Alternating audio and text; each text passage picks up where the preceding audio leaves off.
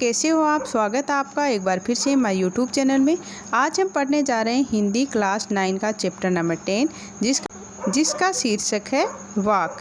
इसकी राइटर हैं ललत, जो एक कवयित्री है। उन्होंने ज़्यादा रचनाएं नहीं की हैं और ये कश्मीर की हैं और इनकी रचनाएं भी कश्मीर भाषा में ही हैं। तो चलो देखते हैं।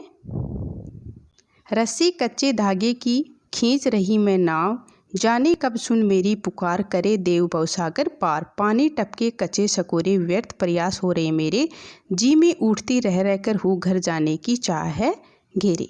यानी कच्ची रस्सी यानी हमारी सांस से तात्पर्य है इसका। लेखिका अपनी सांस से इसका तात्पर्य बता रही है। खींच रही मैं नाव, और नाव का तात्पर्य यहाँ लेखिका अपने जीवन से, अपनी जिंदगी से तुलना कर रही है।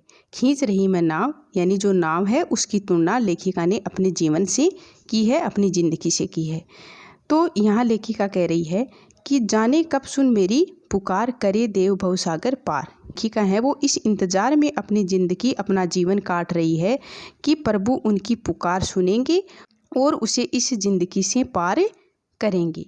यहाँ कवयित्री ने अपने जीवन की तुलना है वो कच्चे सकोरे, पानी टपके कच्चे सकोरे। कच्चे सकोरे यानी जो एक कच्चा ढांचा होता है। तो यहाँ पर कवयित्री ने अपने जीवन की जो तुलना है वो कच्चे सकोरे से की है। व्यर्थ प्रयास हो रहे मेरे, यानी जो ईश्वर को प्राप्त करने के जो प्रयास हो रहे हैं, जो ईश्वर मिलन के जो प्रयास हो रहे हैं, वो सब व्यर्थ हो रहे हैं। जी में उठती रह हूँ घर जाने की चाह है मेरी। यानी जी यानी मेरे मन में उनसे मिलने की जो व्याकुलता है वो बढ़ रही है। उठती रह हूँ यानी असफलता प्राप्त होने पर उनको ग्लानि हो रही है, घर जाने की चाह है घेरे, और उन्हें प्रभु की शरण में जाने की जो शरण है वो घेरे हुए है। आगे की पंक्तियाँ देखते हैं। खा खाकर कुछ पाएगा नहीं, न खाकर बनेगा अहंकारी, सम खा तभी होगा संभावी, खुलेगी सांकल बंद द्वार की।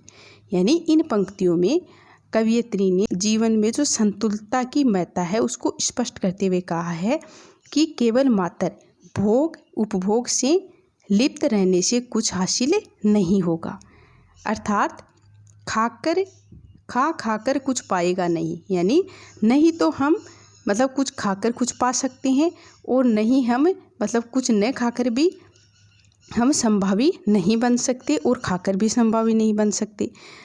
तो हम संभावी कब बन सकते हैं कि जब हम जितना कमाते हैं उसमें से आधा खाएं, यानी आधा का भोग करें और आधा का दान करें, तभी हम संभावी बन सकते हैं।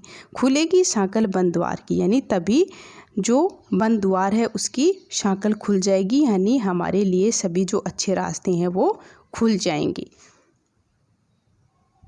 आई आंधी राह से गई न सीधी राह, सुसुम सेतु पर खड़ी थी बीत गया दिन आह, जेब टटोली कोड़ी न पाई, मांझी को दूर क्या उतराई। जो यहाँ मांझी है वो ईश्वर को बताया गया है।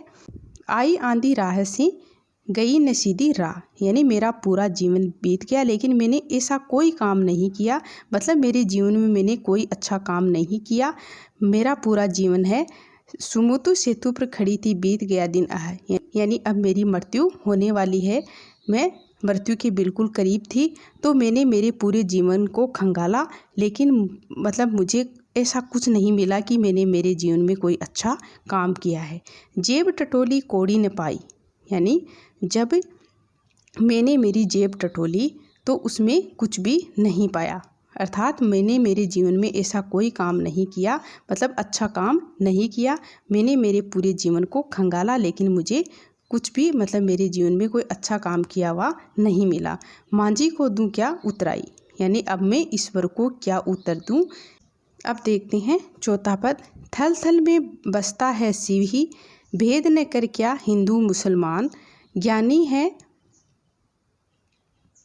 तो शिवम को जान, वही है साहिब से पहचान। थल थल यानी कण कण में बसता है शिव ही, शिव यानी ईश्वर की, यानी जो ईश्वर है वो कण कण में बसता है।